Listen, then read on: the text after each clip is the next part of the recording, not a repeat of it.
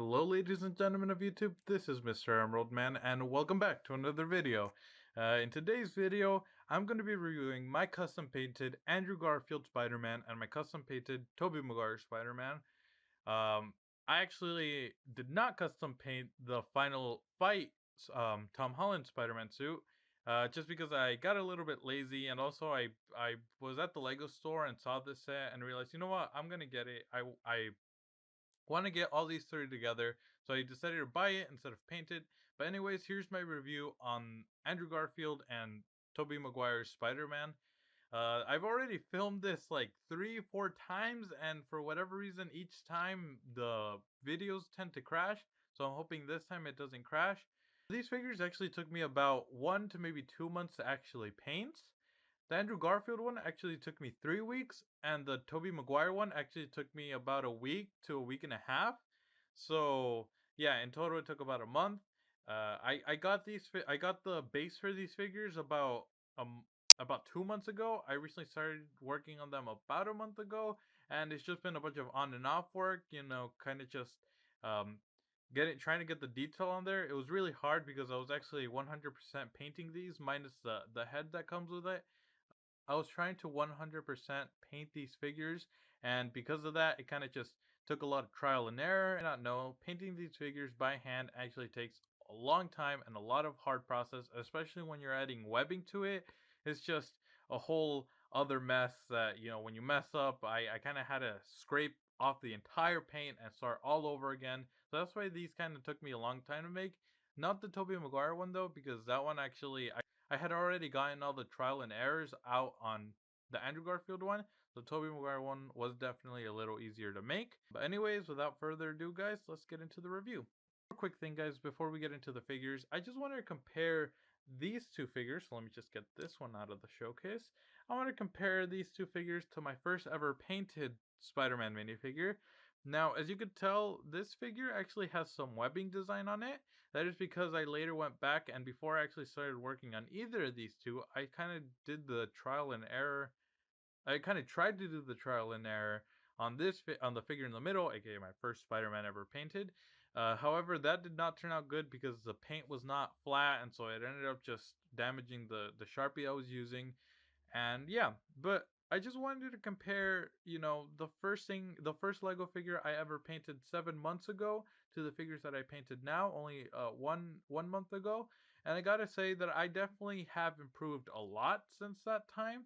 And I'm really happy with it. I'm really happy that I decided to stick to this hobby, to this passion of mine, and I decided to stick it all the way through to now to the point where I feel like I'm actually doing really good, and I only see myself improving from here.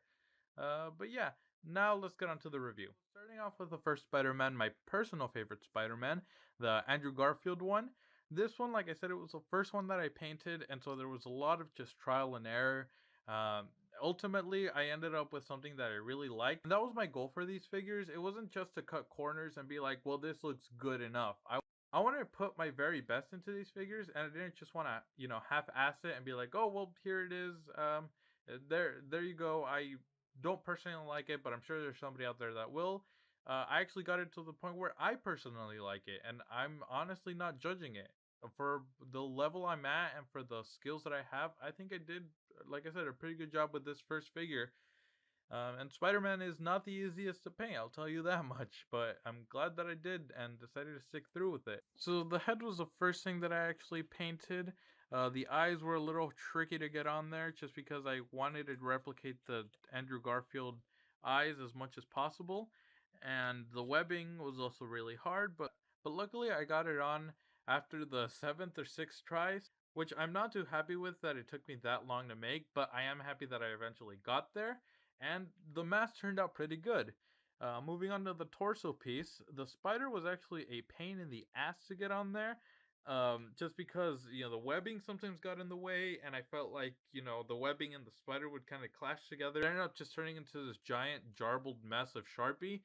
So I had to do some sacrifices here and there. I had to sacrifice the webbing for the spider, and ultimately I feel like it turned out just fine. And I really like the shape of the red there. I think it looks really great. The arms are a bit sloppily painted. By the time I got to the arms, I was very frustrated with the body. I do, however, eventually want to get back to repainting these and making these look less sloppy. The back of the spider, this took me quite a while to make too because I was kind of being an idiot and didn't realize the type of method that I was using. Ultimately, I feel like the spider ended up looking good. It actually is my favorite part of this figure. The legs, they're dual molded, so I definitely didn't paint that red on there. And also, the webbing on there is pretty sloppy, so I'm not too happy about that part. However, I feel like for the time being, it works. Again, my main focus was on the torso, on the head, and on the back. I wanted that one to look good, so that way it would look unrecognizable. You know, my first piece from my second one, and I feel like again, it's a huge step up. I feel like it. I I feel like I actually went in and tried to add the detail and make it look as good as possible. I just feel like I did an amazing job painting up these figures, you know, making them look as good as humanly possible. And I'm really happy with this first one. I'm really happy. Andrew Garfield is my favorite Spider-Man, and you know, being able to make this, it really holds a special place in my heart. This figure, whether Lego decides to come out with their own version or not, I think I'm honestly going to have this one out on display because for the first time, I put an effort into making something, and it didn't end up backfiring on me. It actually turned out pretty good. And then I just want to show off an alternate head sculpt. So this head, I just found it in my Lego drawer, so I decided to get it out. I thought it looked a lot like Andrew Garfield, so I stuck it on there, and then some brown, messy, ruffled hair. It doesn't have the beard detail on there, nor the mustache. I tried painting it on, however, I thought it looked pretty sloppy, so I ended up not doing that. But I still think that it gets the message across that it's Andrew Garfield. It does have an alternate expression on the back. However, I feel like that doesn't look a lot like Andrew Garfield. Although I feel like this head sculpt could be a spoiler alert in case you haven't watched No Way Home. This could be, you know, the head where he's like screaming as he's trying to catch MJ and redeem himself from, you know, Gwen, not catching Gwen. Before we move on, I just wanted to do a one-on-one comparison to, again, the one on the right, my first Lego minifigure that I painted, to the one on the left, my most recent one. Yeah, it looks like night and day. The one on the right definitely looks chewed up, and I was proud of it at one point. Now I really don't know what I saw in it. And again, I feel like I did an amazing job with Andrew Garfield. Who knows? Maybe 7 more months down the road, I might remake these, and the lines actually don't look as sloppy, or I could do a way better job. Now we can move on to the Tobey Maguire one. Moving on to the Tobey Maguire one, here it is. As you can see, the lines are not as sloppy as the one on the Andrew Garfield one, and that is because, you know, I got all my trial and error out on the Andrew Garfield one, like I said before. So here it actually looks a lot less sloppy. Taking a look at the mask, I feel like it looks pretty accurate. One of the main things that I try to focus on when it came to the Andrew Garfield figure to the Tobey Maguire one was making it look very distinct. I want to make sure that you could tell who the Tobey Maguire one was as opposed to the Andrew Garfield one. I didn't want to make it like the last Spider-Man figure I made where kind of looks it kind of well it didn't look like either, but you know, I was trying to go for the Andrew Garfield one and it ended up looking more closer to the Tobey Maguire one. So yeah, like I said, in this one I just try to make it very different and I think I did a pretty good job. The mask on the back looks a bit sloppy. However, I'm never going to be displaying it on the back. I'm always going to try and show it off on the front. Spider is a bit crooked, but I don't mind that too much. I feel like it ended up looking clean and it looks good, so I didn't want to go back and fix that. I thought it ended up looking just right. Again, the legs are dual molded, so I didn't paint the red on this one either. I ended up going to the Lego store to get these legs because I had heard that you could get it from there. So yeah, I decided to get it, and then it made my job a lot easier when making these figures. It helped me out a lot. The spider on the chest, I feel like again it looks very different to the Andrew Garfield one, and I'm happy. I feel like you could tell those two apart, and that was my main goal when making these. On the arms, again, they look clean, or at least in this case, this side looks clean. This side kind of does not, but it definitely looks cleaner than the Andrew Garfield one. I didn't add the connecting like this piece. I didn't add it on the side just because I got lazy. I didn't decide to paint it on. However, I feel like I didn't really need it because again, I'm mostly going to be displaying these figures, face facing forward. And then here's the alternate expression to the Tobey Maguire one. This head is actually from the CMF series, the Tom Holland one. I felt like it personally worked a little bit more with the Tobey Maguire, so I decided to put it on there. And then I got some brown scruffled up hair that I happen to have in my Lego drawer. Put it all together.